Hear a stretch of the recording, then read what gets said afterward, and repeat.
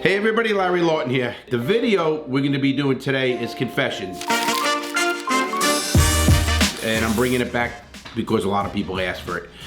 Confessions is when somebody, writes what they did as a kid, and then I analyze it and see what kind of a criminal they really were. We're going to do that today. Before I get started, please check us out on the YouTube member program, Patreon member program, Discord. Please check the merch. Like I said, Cash is King. That's this one, the hats. Gangster Redemption. It's going crazy.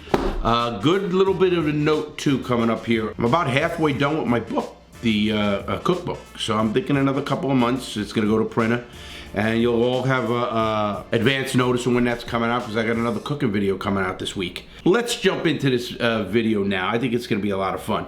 When I get these things, I just get a kick out of them. That's me. I get the biggest kick out of this stuff because of what it is, I mean, these people come up with this stuff and I think, man, these people, either they think they're criminals and they're not, but hey, listen, it's fun. Okay, let's go to the first one. I have a funny story. Back in the year 8, in his year 8, UK secondary school, I would walk past the canteen after lunch to go to physical education. Whilst doing that, the chefs were usually cleaning up for after lunch, and they would leave trays full of cookies. So I used to grab them all and put them all into a bag and sell them each for £1. I made upwards of 50 pounds. Never got caught because I had the right customers. Never asked where I get the cookies from. I just said homemade if they did. I don't think you're a criminal. First of all, I don't know if they're even allowed to use those cookies again. Once cookies go out on a line in a school or anything like that, they can't put them back. And especially if they're off trays or something like that, like you said. So once they're out, they can't put them back. I mean, there's a lot of health reasons for that. Bugs, this, everything else that goes along with it. So listen, that's not even close to being a criminal. But I get it. I love the hustling spirit of people. I read a few of these already, and I really got a kick in it because they reminded me of things I did. And I'm glad the people here didn't go back down the wrong path like I did, obviously. All right, let's get to the next one right away. When I was 14, I used to steal for trusted friends and knew I could trust them because they were dealers in weed, and I knew them for a very long time. Anyway, I used to steal about 3 times a week, and I would fill my pants, jackets, and anywhere else I could with expensive cosmetics and clothing, and I did this for about a year, and I would sell this stuff for 50% off. And I would make so much money. Never got caught because my cousin was the security guard of the store. I have changed now, and I have a job, and would never steal again. 2 stupid things. First of all, if you think that these people are going to stand up for you and you're not going to get caught because you trusted them, you're fucking way out of whack. Let me tell you that right now. They're going to roll. Somebody's going to roll. Guaranteed somebody's rolling. Second, you did have it in the store, and that's a great thing. There's no way these people should have known where that came from. So you said you had to trust it. You could sell hot goods. They just don't tell them where. When I was robbing, everybody thought I was doing something else, maybe a drug dealer or a bookie. But my real thing was a jewel robber. So you throw them off the scent. So you could have told these people something else. They should have never known. So he highlighted in this thing, steal for trusted friends. Again, you know my saying, 3 can keep a secret if 2 are dead. I have a t-shirt for that. You look in the merch. 3 can keep a secret if 2 are dead. I should put that one on.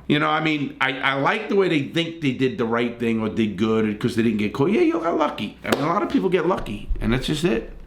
Let's go to the next one. When I was 17, I was in a porno. I faked my age until it was released and someone recognized me. It was quickly pulled and I got paid off a large amount of money to keep quiet because technically it was child porn.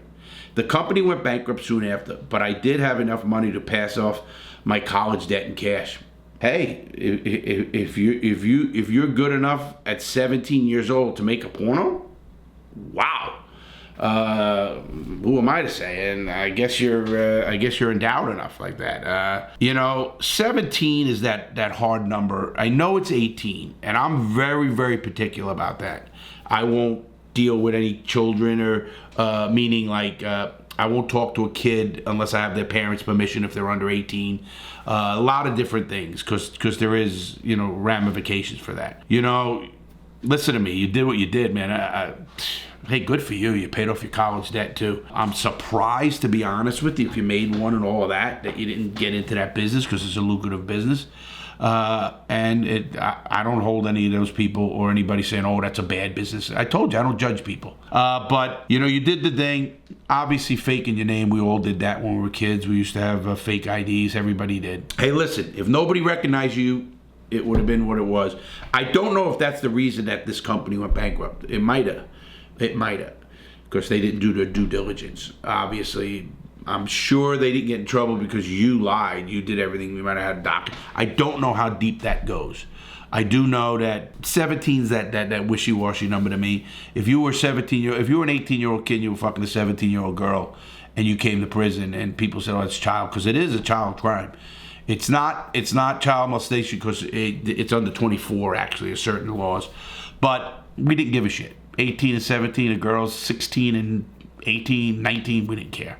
Now, when you get under the 12 age, that's the thing we worried about. All right, next one. I decoded a key box, lock box thing that was on the side of an old Sears in my city. Inside was a master key, the whole complex of the building connected to the Sears, a grocery store, pizza place, and you will like this, a jewelry store. I made a copy of the key and put the original back so no one ever knew it was missing. I went into the Sears a few times since it got shut down, but never threw away my copied key. So anytime I want, I can enter any business on that strip. I have no intention of doing anything, but it did make for a fun summer. First of all, a key keeps legitimate people out. Key would never keep me out. Also, I got what you did, but you didn't do anything with it. So why even do anything? I used to teach young gangsters, I hate to say this. I used to teach young kids coming up in a crime. I said, don't ever rob something unless you can get rid of it. Whether it's artwork, whether it's an exotic car, or whatever it is.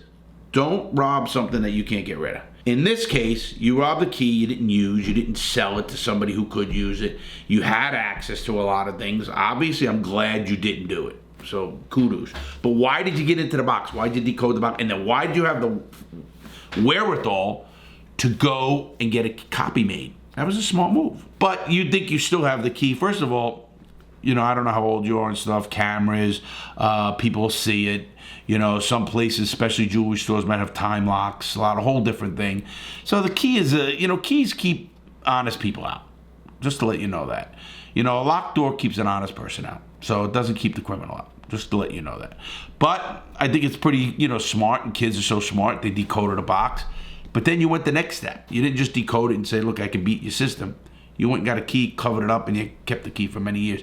Which is pretty stupid because if you got caught with that key and something else happened, you're going to be under investigation. You don't know who saw you do that. And maybe the jewelry store does get robbed for big money, and now there's a big investigation. But pretty cool, though. All right, next one. When I was with my ex back in the early 2000s, I took her and her 7-year-old son to see the Alvin and the Chipmunks movie in the theaters. He loved it, and I promised him that when it came out on DVD, I would get it for him. 2008, it comes out. I'm out of work, and we are scraping by.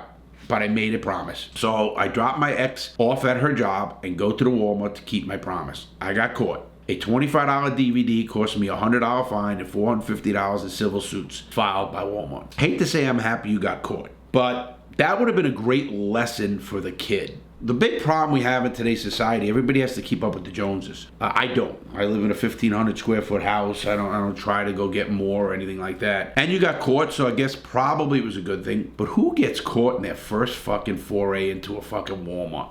I know a zillion people robbed at a Walmart. Kind of reminded me my daughter, and I'm the front, put her on Front Street. My daughter, I give her money, and she goes robs a Claire's. She goes and takes a bracelet, shoplifts a bracelet at a Claire's. The bracelet was like $8. I gave her $50 before she went in. So she was 15 years old at the time. Well, she gets caught. Nobody wanted to tell me. They knew I would hit the fucking ceiling. Anyway, so she gets caught, they call me and all this, and everybody's, oh my God, I was gonna kill her this. What happened was, I didn't let her get off.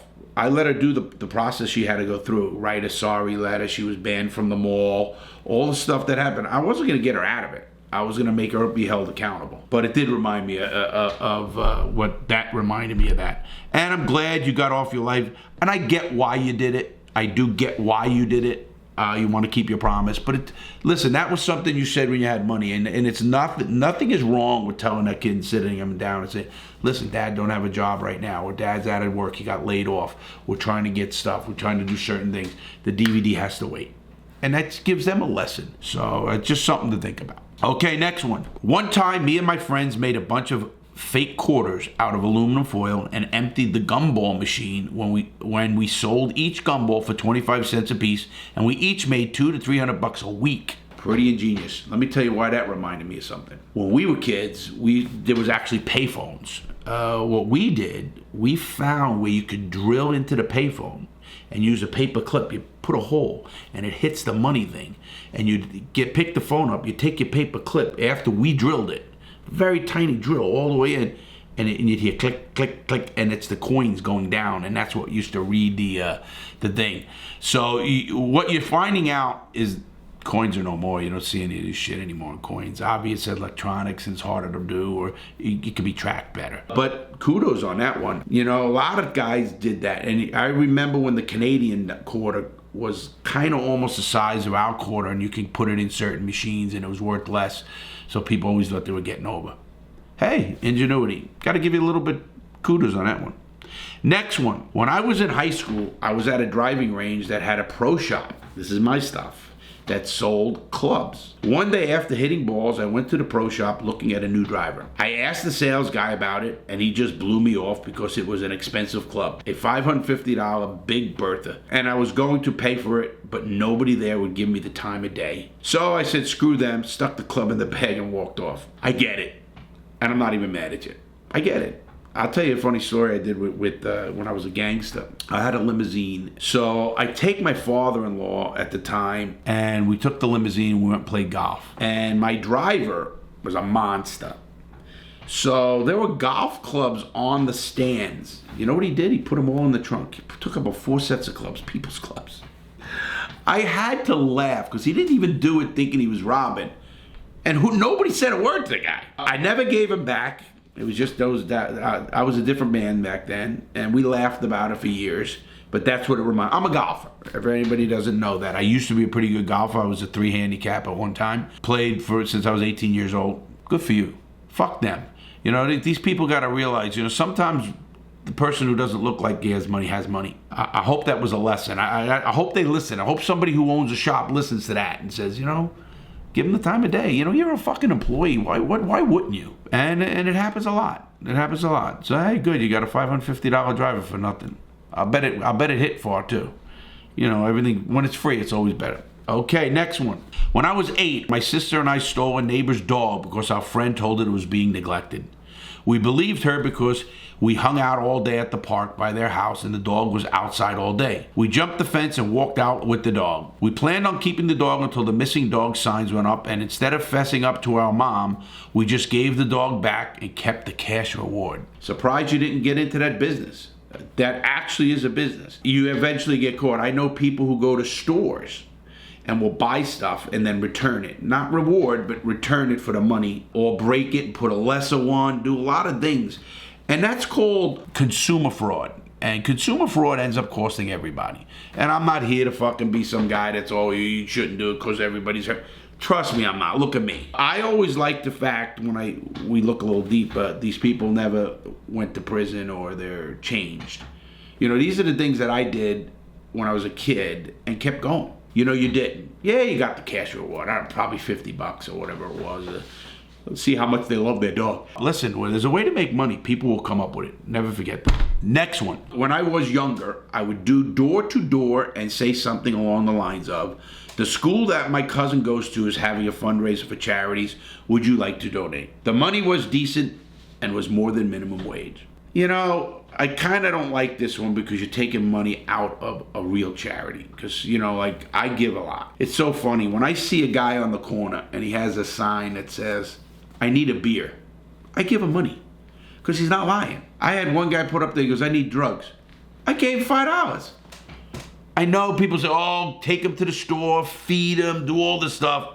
I get it. This one's a little bit tough for me for fundraising because I do fundraising. I have a foundation and we help a lot of people, and we're going to do more with that actually. You know, where I can go into schools and it's paid for through the foundation and you know, help kids stay out of prison and stuff. All right, let me keep it going. When I was like 11 or 12, I was at Best Buy and I put like 20 of those Xbox 360 gift cards in the pocket of my shorts that were under my pants and got out with them, but then felt stupid at home when I realized they need to be activated at the store to work. I never stole anything after that. You know, that reminded me of something. A guy who worked for me back when I was a gangster. He did the same thing. He thought he had all these gift cards because, you know, they were on the counter right there before Walmart or whatever. He comes back. I started laughing. I said, what are you going to do with these? And he goes, well, we got gift cards at $10 each, or whatever it was. I said, they got to be activated.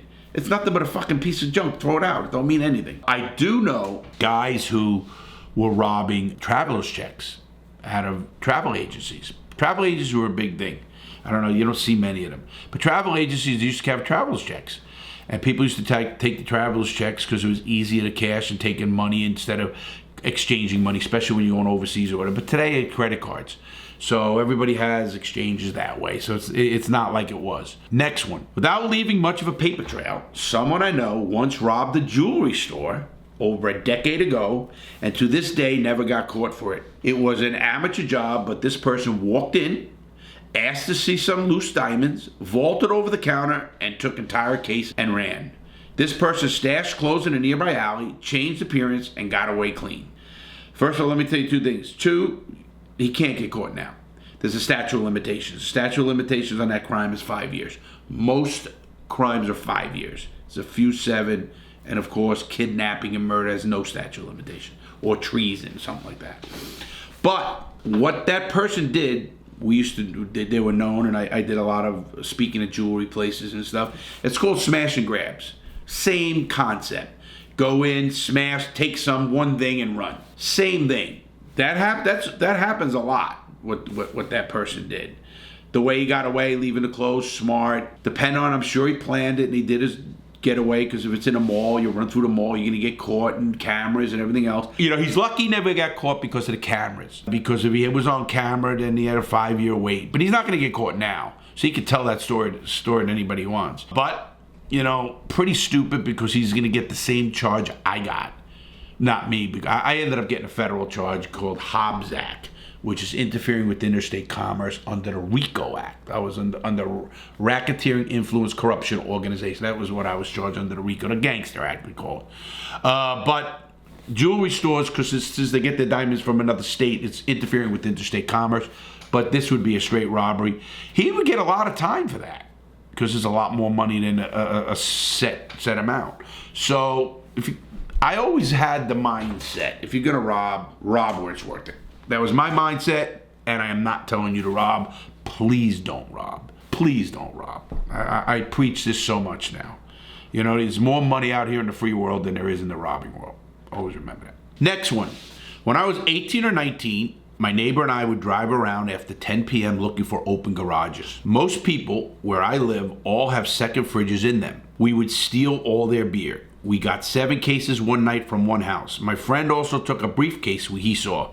Inside were business papers and 300 plus of scratch-off winners, mostly $1 and $2 winners. I drove to the neighboring state to cash them in. Free beer tastes so much better.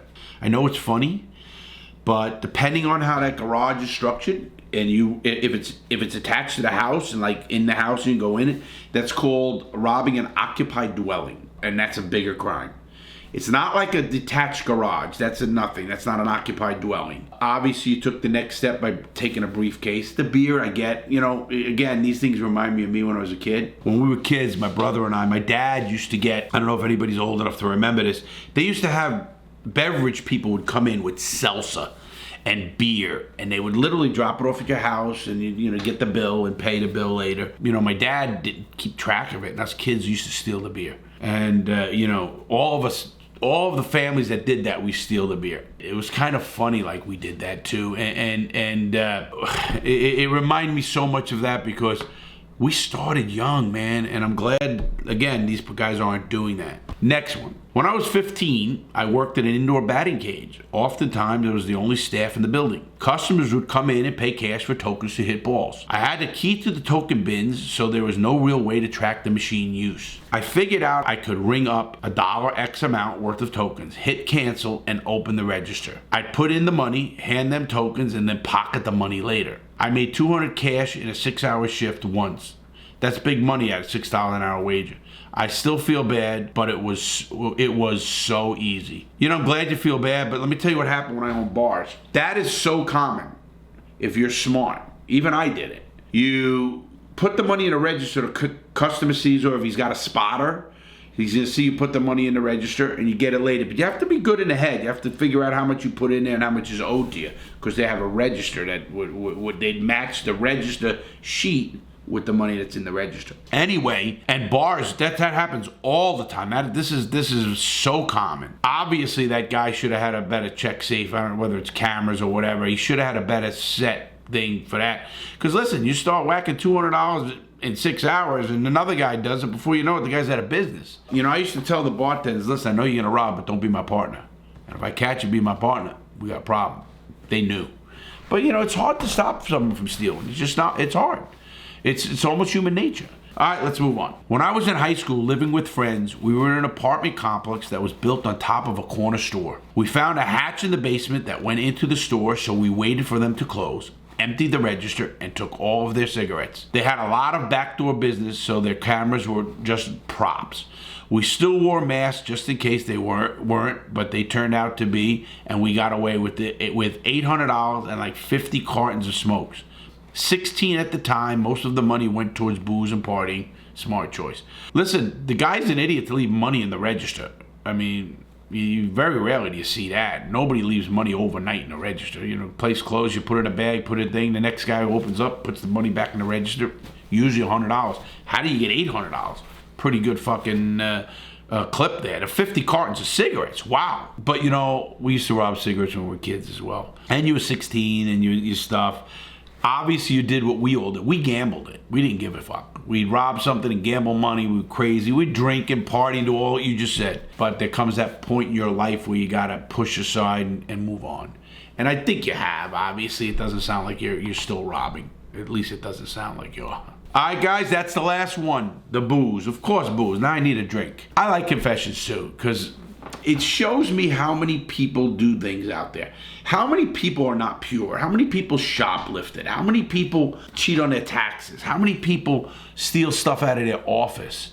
You know, you start stealing pencils and pens and paper out of your office. I'll just take this ream of paper. Well, it's costing the boss money. So it's stealing. It's not right, but it's so common. It's so many people. And I'm not saying to do it, please. I'm saying that if you have a conscience, that's one step ahead of a lot of people, even me. I have a conscience now, everybody.